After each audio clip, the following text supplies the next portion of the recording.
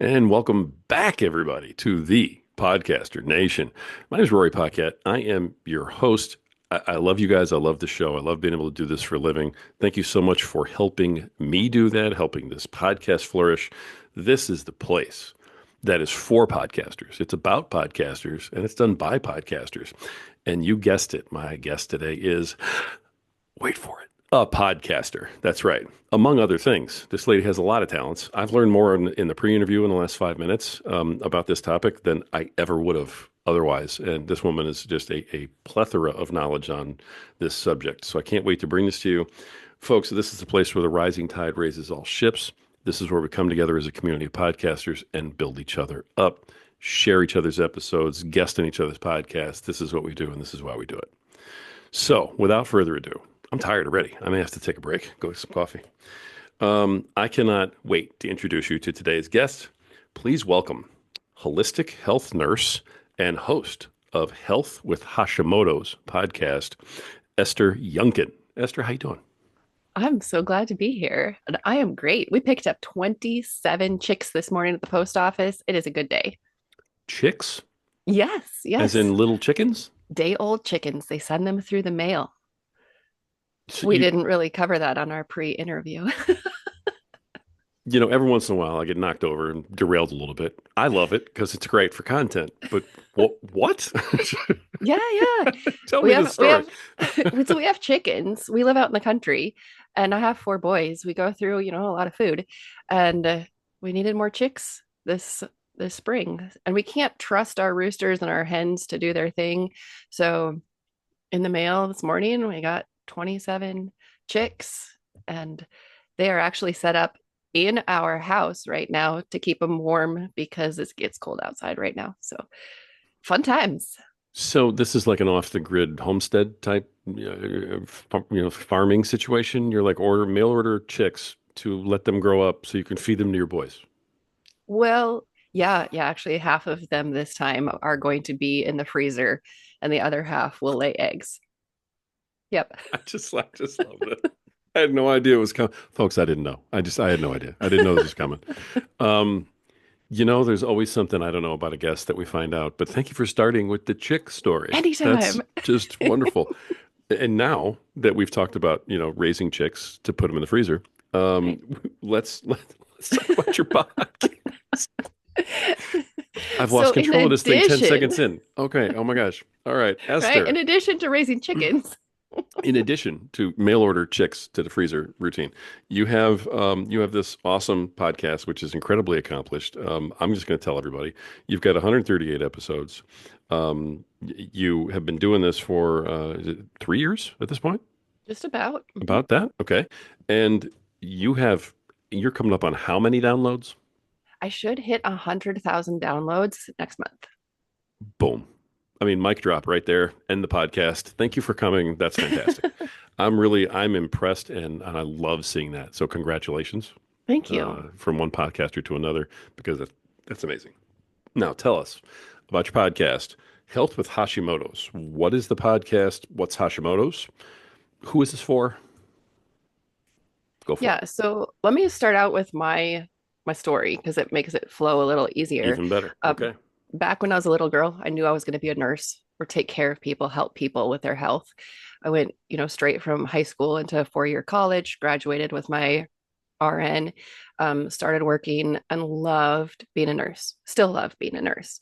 Um, did a whole bunch of nursing, mostly in the emergency department, about 17 years. And I just got sick and tired of putting short term band aids on chronic things. And that's what led me into holistic health. So I went to school for 4 years to become a nurse. Then I went back to school for 2 more years to learn holistic health and how to help people in that realm. And then a couple years later, I started having some health problems. And my chiropractor was like, I think it's your thyroid. And she wanted to do labs. And the day before the labs were supposed to come back, I was praying. I'm like, God, this cannot be my thyroid because I don't understand thyroid. Like 4 years of nursing school, 2 years of holistic health, and I still am so confused about anything thyroid related. So, God, it cannot be thyroid. Please, please, please. And of course, it was my thyroid. So, Hashimoto's is an autoimmune problem That means your immune system is attacking something in your body. Every autoimmune problem gets its own name based on what it's attacking. And my immune system is attacking my thyroid. And so that is Hashimoto's. It is my body attacking my thyroid. My thyroid responds by not working well. And so at that point, I was like, okay, I don't understand this. I asked my husband for help. My husband's also a nurse.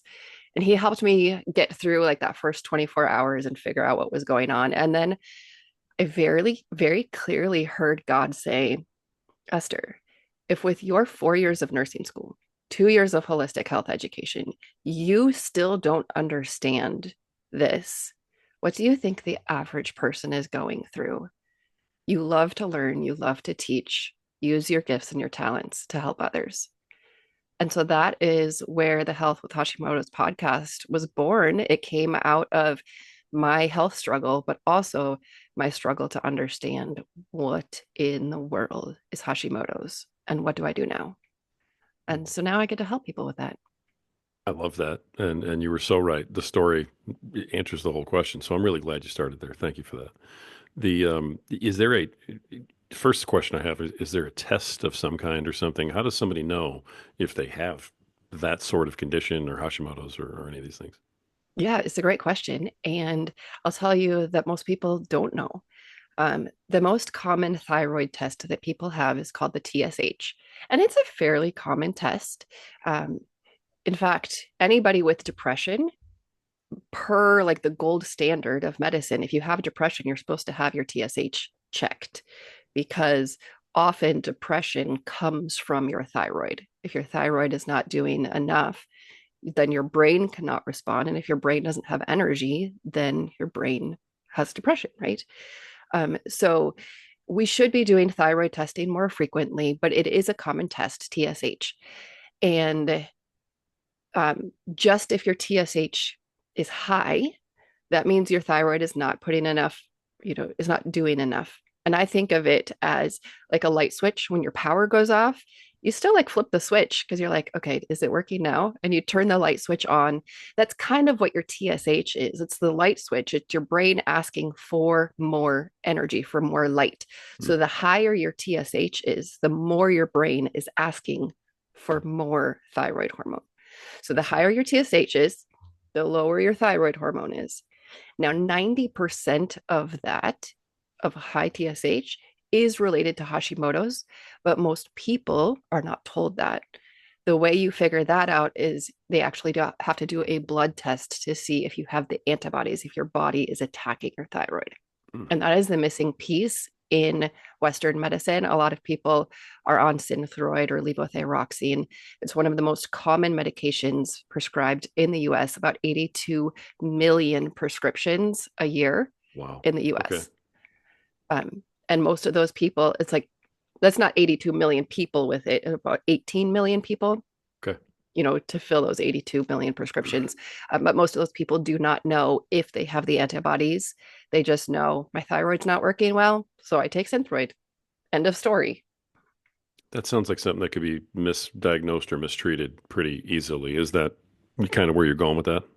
Yeah, yeah. It takes Okay. people about 4 years to figure out a diagnosis. And there are Wow. misdiagnoses on the way. And then after they get a diagnosis, if they get the diagnosis of Hashimoto's, then their doctor usually is like, okay, here's some Synthroid. That's all we do for this. They never say, this is an autoimmune problem. They never say, this is how you can help your immune system. This is what you can do.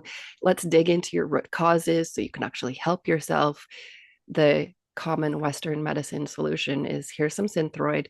Your thyroid is going to quit working over the next couple of years. So let's keep monitoring and just give you more meds. So this is a very common topic that's being talked about right now, but not in this, particular, I don't want to say niche necessarily, but specific disease symptom. Yeah. So Yeah. Hashimoto's is considered a disease. Yep. Yep. An Okay. autoimmune disease. So if somebody's sitting there and they're thinking, I may have issues with my thyroid. I don't really know. What symptoms would they be attributing to one or the other of these conditions that you're talking about right now? Mhm. So every single cell in your body needs like the key to turn on. so that the cell can work. Your thyroid hormone is that key.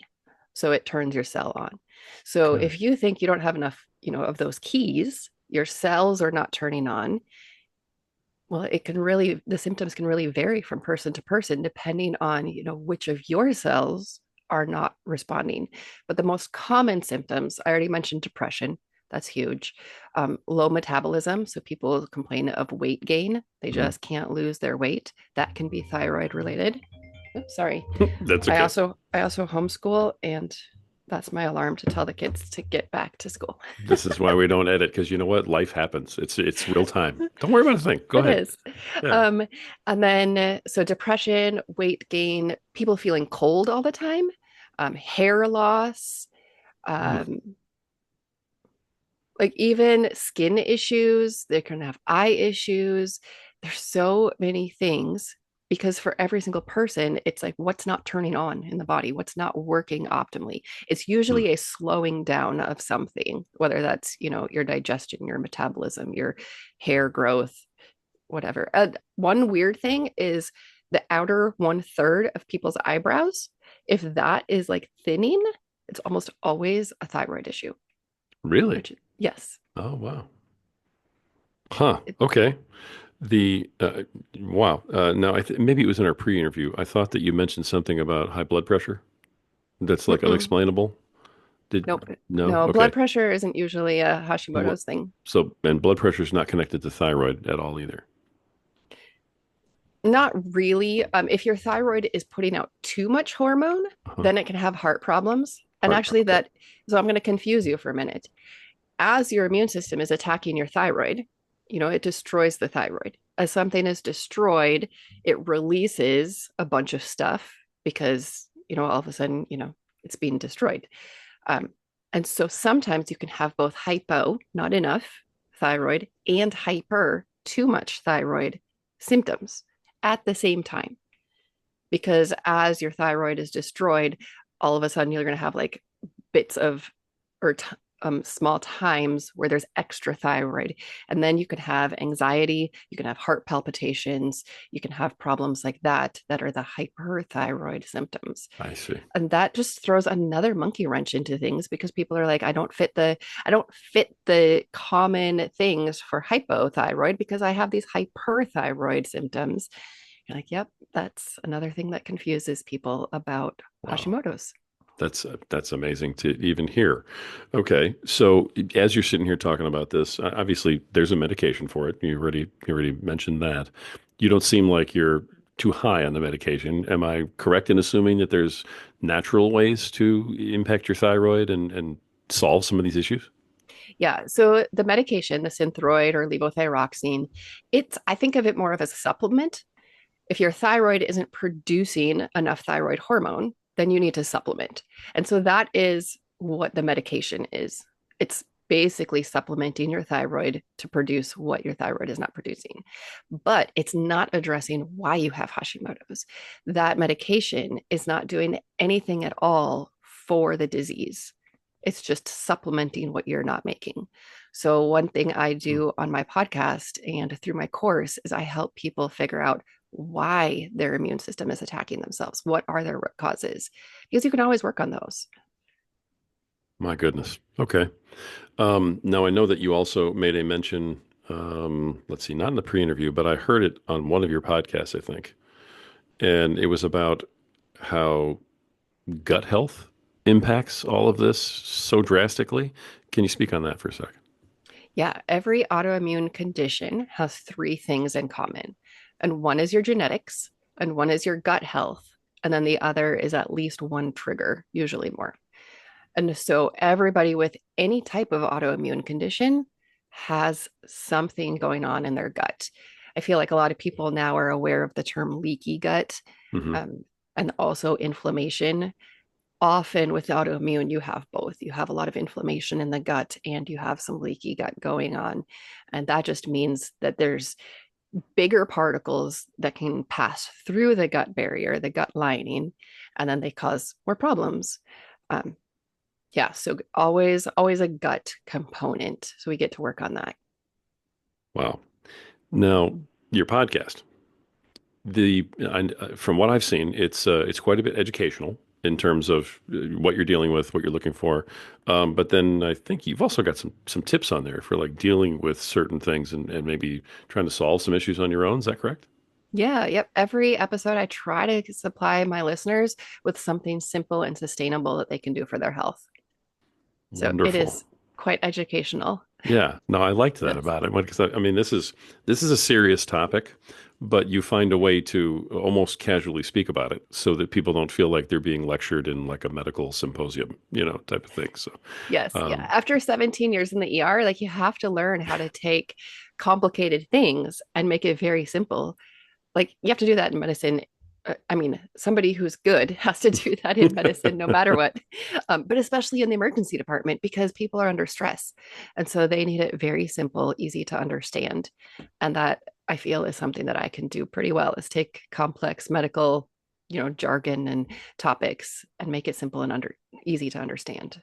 I think you do a pretty good job of that because I didn't know anything about any of this till I listened to your podcast and then started picking up some of these things. I wouldn't even have known how to ask a question about it until I started listening to you. So I really do. I appreciate what you're doing. And I know you feel like you've been called to do this for people as Yeah. well. Now, how much did your own personal, episode with this impact that? I never would have thought to have a podcast about this topic if it had not been for my own stuff. Um, I mean, prior to my diagnosis, one of my friends on Instagram, I tend to just leave voice messages instead of type things out. And she would always reply, she's like, you really should do like a podcast or narrate audiobooks or something. And I was like, what? What would I even do a podcast about? And so it was like the perfect timing when I got my diagnosis. I'm like, oh, that's what I can talk about. And a lot of the topics that I've done, the episodes have come directly from my struggles. One of the early episodes, I want to say like maybe 27, was I covered like what is a flare. So in the autoimmune world, people talk about having a flare or a flare up, and it's this. I thought it was like a very commonly known term, and I'm like, what is this? What are they talking about? Like, is this some initiation that I didn't get, like a FAQ that I just didn't get that one when I got my diagnosis? And so I was like, okay, if I don't know what a flare is, then obviously there's probably other people. And so that became an episode. And it's actually one of my top downloaded episodes of all 138, because clearly other people also do not know what is this mysterious flare. Yeah. Do you want to expound on that since you're on this podcast? Because I don't know what the flare is, and I'm going. All right, maybe I feel stupid. Well, what is the flare? Well, I felt kind of silly once I figured it out. It's just an exacerbation or an increase of your symptoms. So it's like you have a campfire and then it flares up. It's the same fire, it's just more of it. Same thing with an autoimmune flare. It's usually whatever symptoms you already have worsening. Hmm, And a flare up can be like it can flare up and then recede, or it can flare up and become a new normal. that's crazy because I've heard about things flaring up, and I Mm. guess that does mean they get bigger, but I never realized it was like an actual medical thing, the flare. Right. So, Right. And wow, I don't think it's a medical diagnosis, but it's something that people use all the time. it's, I mean, hey, right now, an actual medical diagnosis has a lot of different definitions, I think, in the world with the way everybody's looking at things. So, right now, I know more people who trust holistic solutions and are looking for those than are willing to go see their doctor at this point, Yeah. just because of the state of things. So, now you're an RN. So you Yeah. started there, and then I know you've branched off into doing holistic health, and you call yourself a holistic health nurse. Is that a majority of where you are now is in the holistic space, or are you still in the, RN traditional space as well? I left the emergency department and I am no longer in that Western conventional I see. world. Okay. But I believe that there's always good in everything. And there's obviously so much that's broken and wrong with our conventional medical system. And I could, stand on a soapbox and talk for days about that. But there are good things. And one of those good things is like the medication that we've already talked about. I mean, Synthroid or levothyroxine, if somebody's thyroid is not producing enough thyroid hormone, they need that medication. It's life saving. Their cells need that little, key to turn them on. So I don't vilify traditional medicine, but at the same time, I am not going to like sugarcoat it and say this is going to solve all your problems. And I feel like that is what people need. They need to know that you can have a foot in each, system. You can have a foot in the traditional stuff and you can get your synthroid through your doctor and you can get your labs. They might not get all of the labs that you actually need, but you can get some of them through your doctor and your insurance. And then you can also step outside insurance and step outside of traditional stuff and dig into those root causes and dig into, supplements and natural things and extra labs that your doctor, it's actually not your doctor who won't prescribe or who won't order the labs. It's the insurance company who's the Mm, puppet master is usually behind that refusal. If you dig down deep and a doctor won't order the labs that you want, it's usually, well, insurance isn't going to cover it. So, I see. A lot of people don't follow the bouncing ball that far to understand what's really behind some of that stuff. yeah, I really appreciate the way you put that all together and kind of explained your stance on it because I think it's really easy to fall into the I don't go to the doctor, I don't trust this, I'm out because everybody just reacts in such extremes nowadays to every little thing. So yeah. I mean I can really see that there would be a lot of pressure on somebody to kind of pick one. But I like the way you put that together, that you can kind of have a foot in each camp. And it's just, do you sort of subscribe to the belief of try the holistic first, or is it really just depend on the situation? I think it depends on when you figure out what's going on. Okay. If somebody figures out that their TSH is high, so again, that's your how much your brain is asking for more thyroid. Hmm. If they figure out, oh, my TSH is high, but their antibodies are, just barely elevated and their TSH isn't high enough to need medication, that is a perfect time to start just with the holistic. Dig into the root causes, figure out what's going on. How can you help your immune system?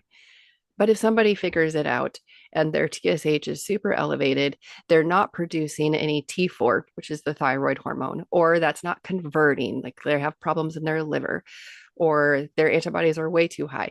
Like that's a time when you need the medication so that your body can work, but also it's really like a red flag. Like you have to start working on your immune system. You have to start figuring out your root causes if you want to feel better.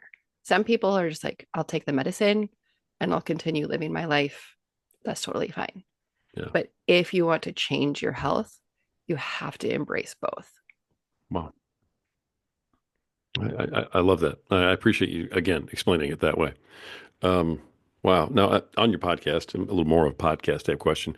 I didn't see any interviews on there. So the entire podcast is you and your knowledge and your thoughts, opinions, recommendations. I mean, is that sum it Yeah. up? Give me an I've idea been of how you, yeah.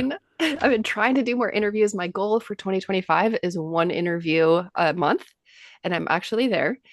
So I think it was January, I had a pharmacist on, and we talked about not Synthroid or levothyroxine. We talked about a medication called LDN, and it is compounded.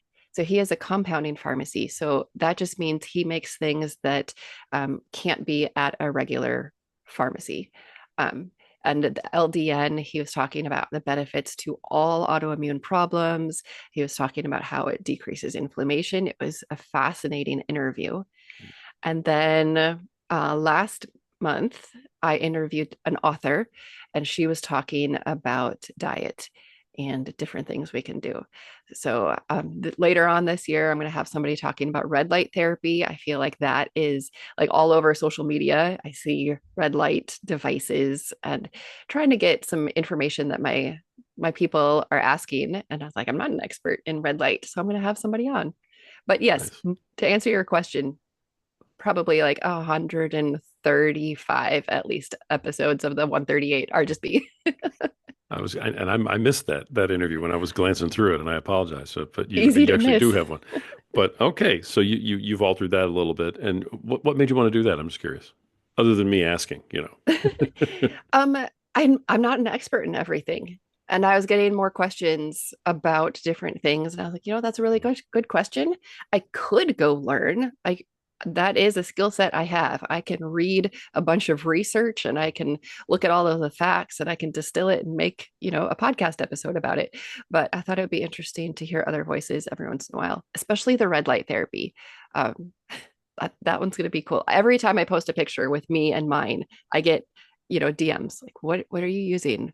What does this do? How does it work? Is it going to help me? Like, I'm going to have an expert on to answer those questions. I'll have to listen to that because my wife does the red light therapy thing, Yeah. and I really don't know what it's about. I just know she likes it, so I'm like, okay, great. So she's very into the holistic end of things as well, and so I get to encounter those. But I'm the old Italian guy. I'm like, ugh, come on, red light, what? But I know that a lot of these have a lot of value and a lot of benefits. She just keeps clubbing me over the head until I figure it out. Well, and if you have aches and pains, steal her red light, like low back or something, put her red light therapy thing on for 20, 30 minutes a couple times a week and see what it does. Really, Yeah. you realize I It's can never let her hear this podcast now, ever, because she said ever. almost the exact same thing to me verbatim. Because I'm Well, a larger guy. I have a lot of aches and pains. she's a smart woman. Listen, this has been fun. Thanks for coming on today. And Interview done. that's, you know what? All right. I I wanted to ask you also, you have a course or a coaching or a training or something on this also. Tell everybody about that. I do. I love to learn. I love to dig into the research and I, do that for fun. Most people do not do that for fun. So I took everything that I learned and I was like, I'm going to shortcut people's time. I'm going to shortcut their like their loss of hope. I feel like that is the biggest thing people lose in their quest for better health because around every corner of the internet there is a quote solution.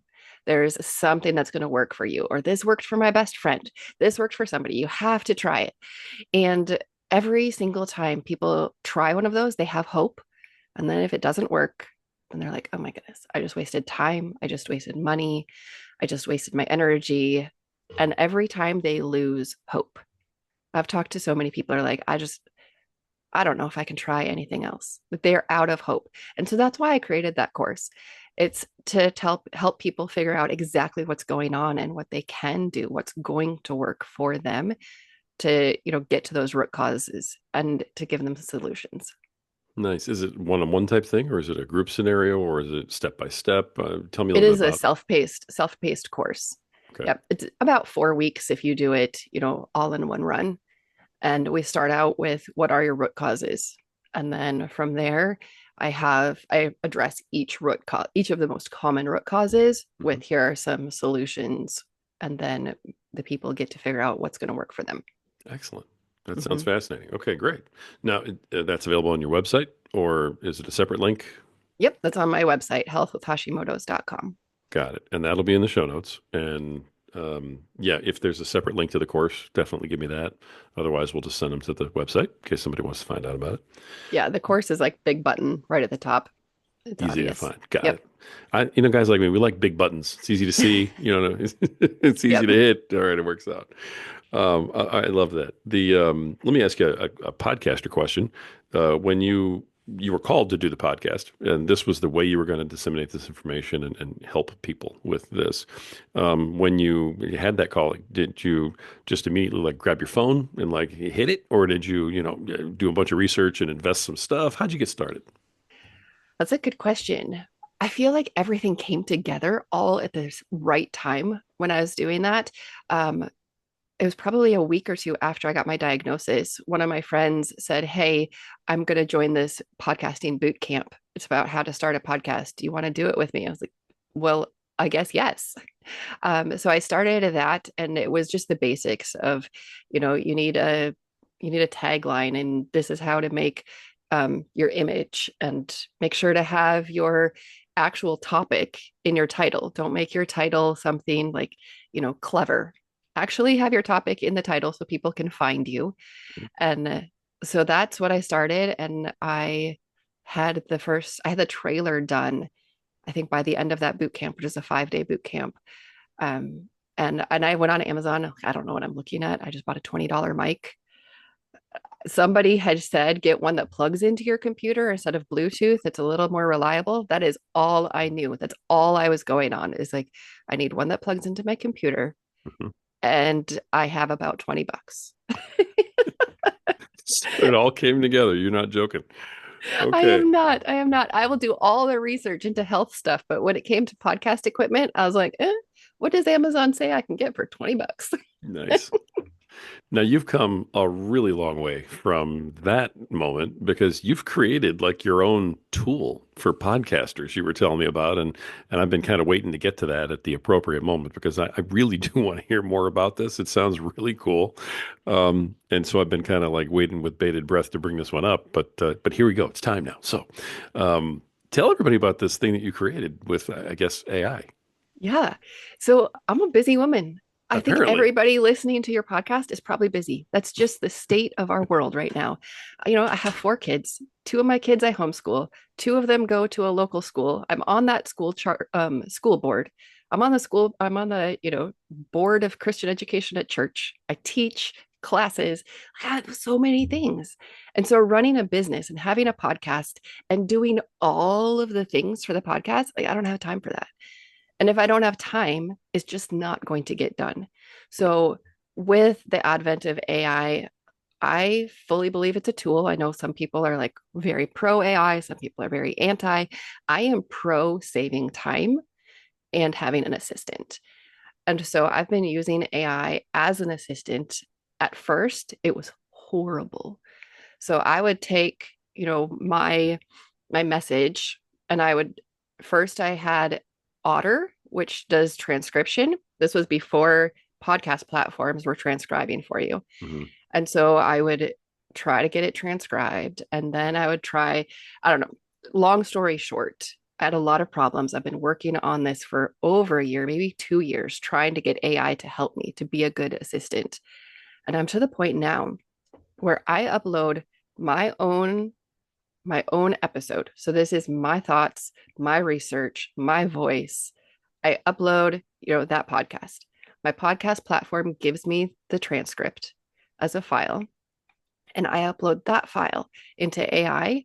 And within an hour, I have a blog that's in my voice with appropriate headers and titles that are SEO savvy. So, search engine optimized, people can find it. Mhm. I have Pinterest, I have Twitter or X, LinkedIn, Instagram, all of those customized posts. I think I have 5 for each.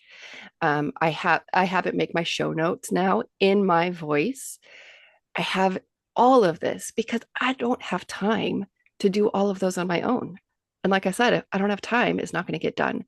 So now I get to do more than the bare minimum, and I get to help more people because AI helps me. So that is what I created. And then it was my husband. I was showing him. I was so proud. I'm like, oh my goodness, look at this. Look at what I can do. And he doesn't use AI. So he's like, wow. And so are you selling it? I'm like, no, I just give it to my friends. And he's like, what? That's such a husband thing to say. You made this cool thing. Are we going to sell it?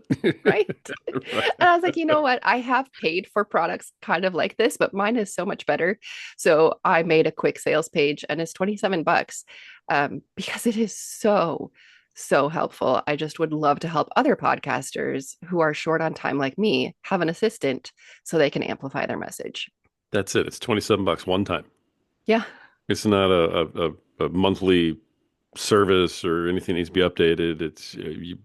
Are you sending over a program, or let's say I give you 27 bucks and click the link, and what am I getting like in return for that? What comes to me?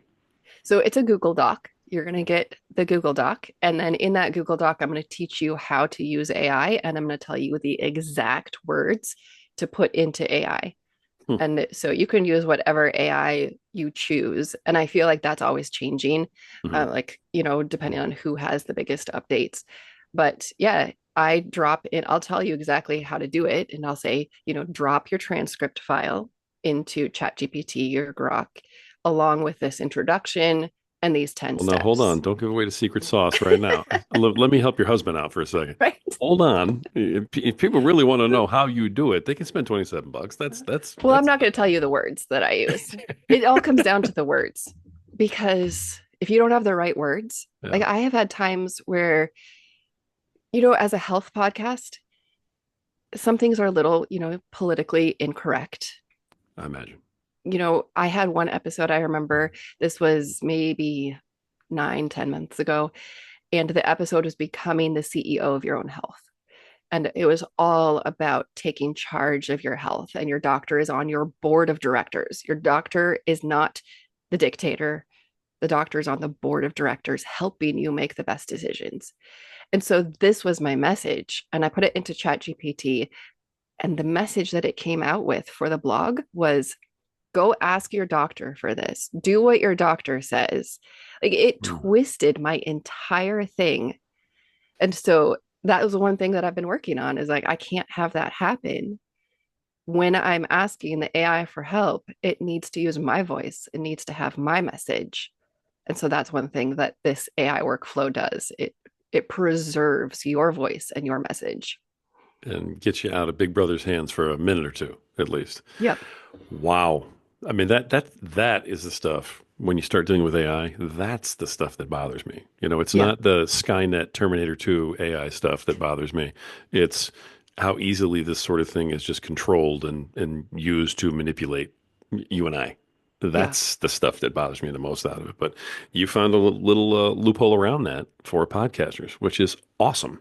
So you've got a separate link for that you're going to give me to put in my show notes. I will. Okay. Yes. Awesome. It's hosted on my website, but it is not Hashimoto's related whatsoever. So Got it. you're not going to find it if you just go to healthwithhashimoto's.com. I'll definitely give you the link for the show notes. Awesome. Okay. So they can get it either way. They can go through the show notes that we have, or they can, click through to your website and find it that way also. No, Whatever's they won't easiest. find it on my Oh, website. they won't find it. Nope. Okay. Pay Maybe attention to I the show should notes, make like folks. a sub menu that says for podcasters only, but I don't have that right now. I will Yeah, give you the link. I think you need another big button. Is what you need. You need another big button for, hey, podcasters down here with the arrow, Maybe. put the button up. All right. That's fantastic. All right. Let me ask a couple of podcaster questions. I've had you on a long time, and I know you're homeschooling and you're on 18 boards. And I mean, you poor thing, you're drinking water out of a mason jar right now, trying to keep up. So, um, let me just get a couple podcaster questions in because this has been fascinating today. I know my wife's going to want to hear this episode before it airs.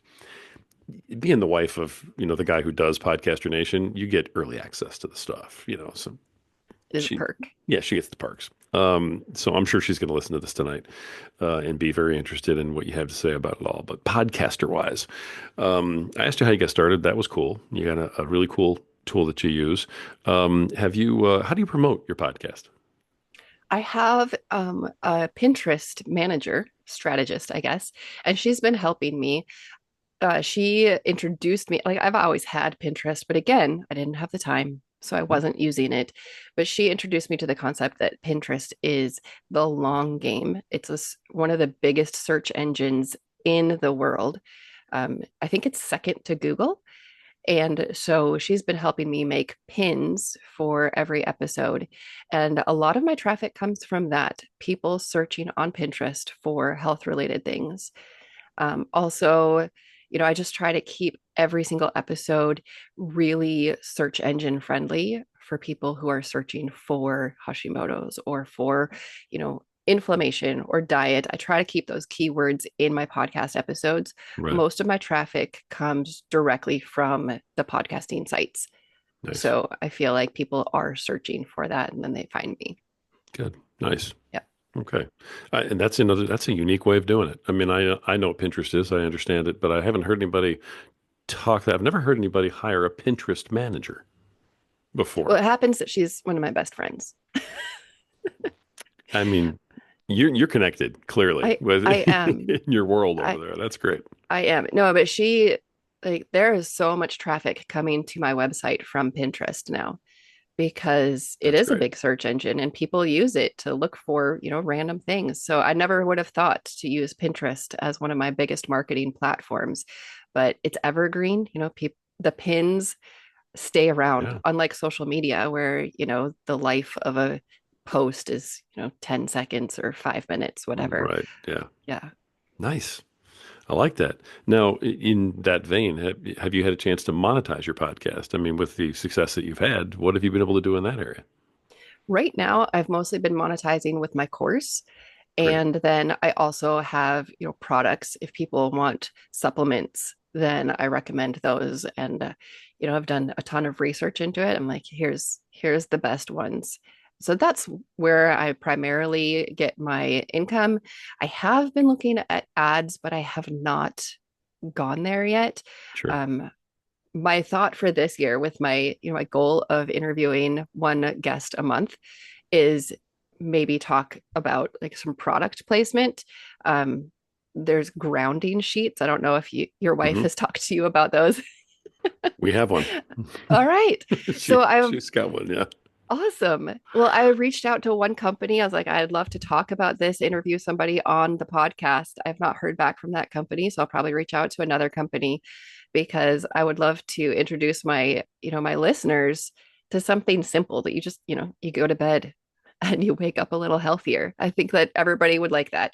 So Right. that is one thing I am looking at in 2025, but I haven't started like gaining impact or gaining income from that Sure. yet. So is that a affiliate marketing type of setup in terms of how that works? Like get a commission when somebody orders it, that sort of deal? I have no idea.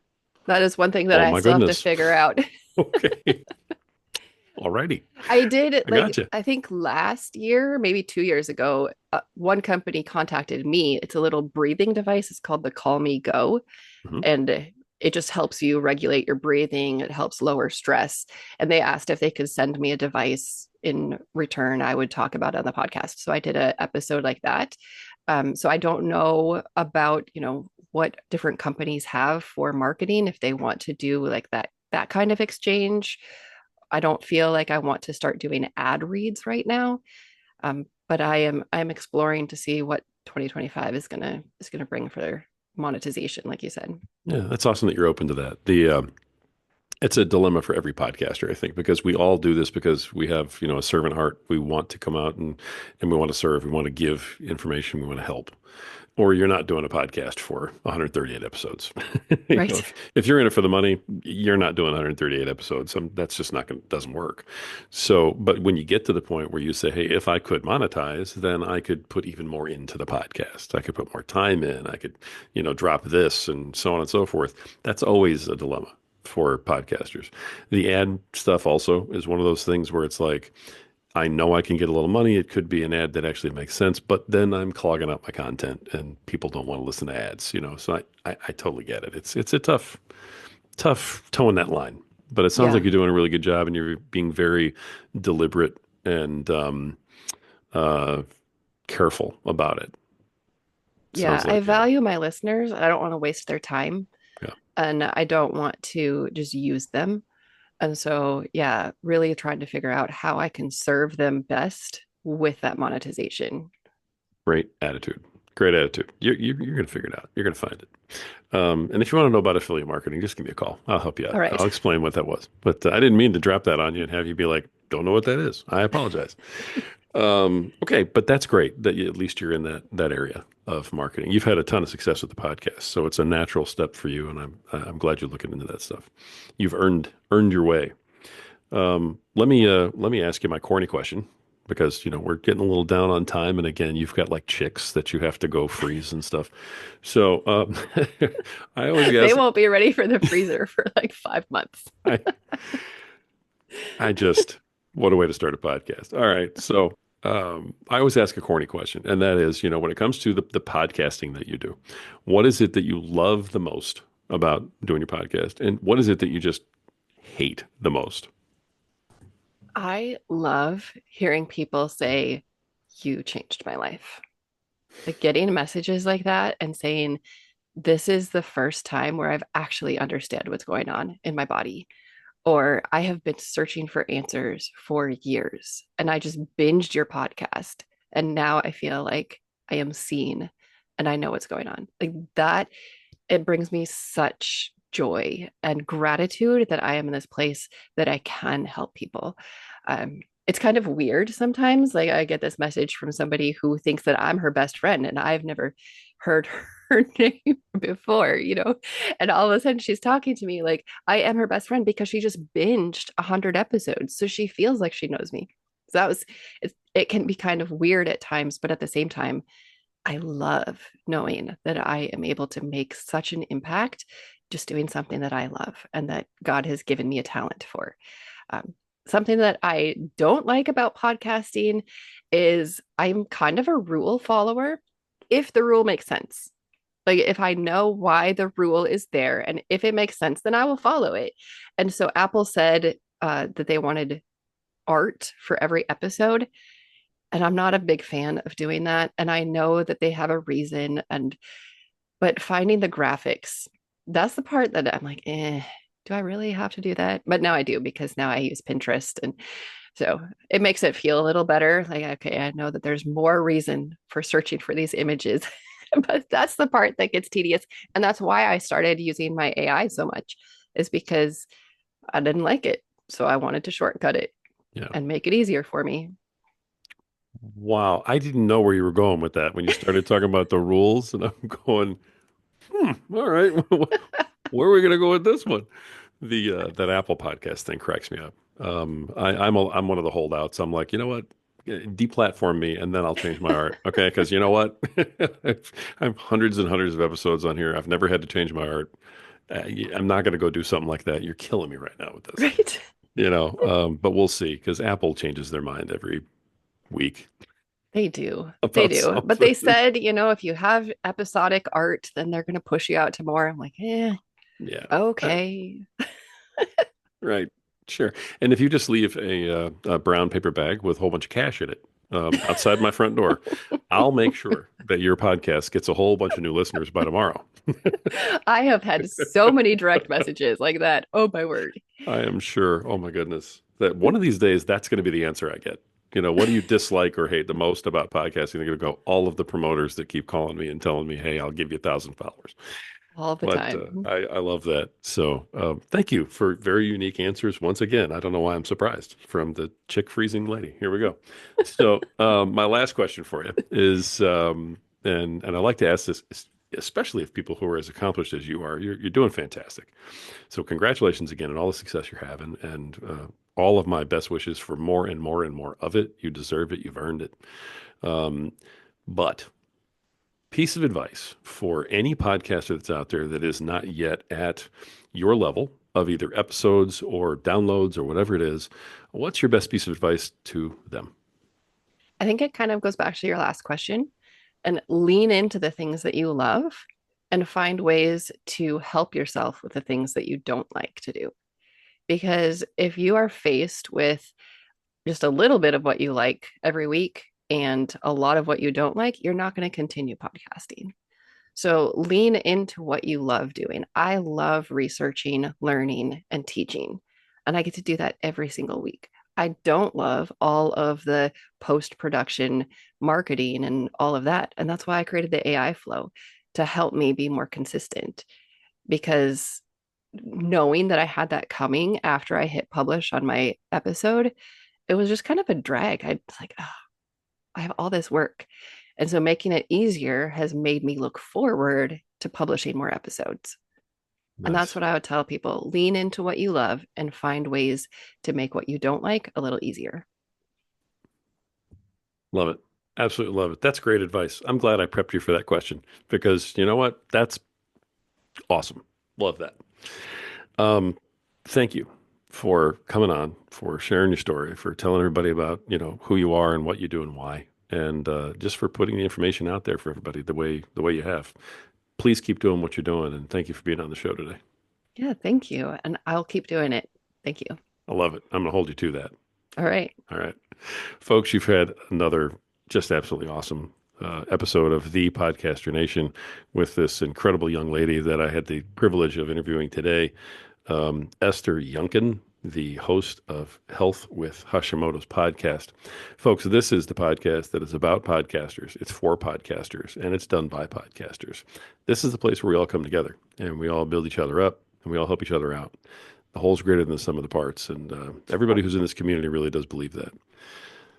This is the place where the rising tide raises all ships, so keep sailing.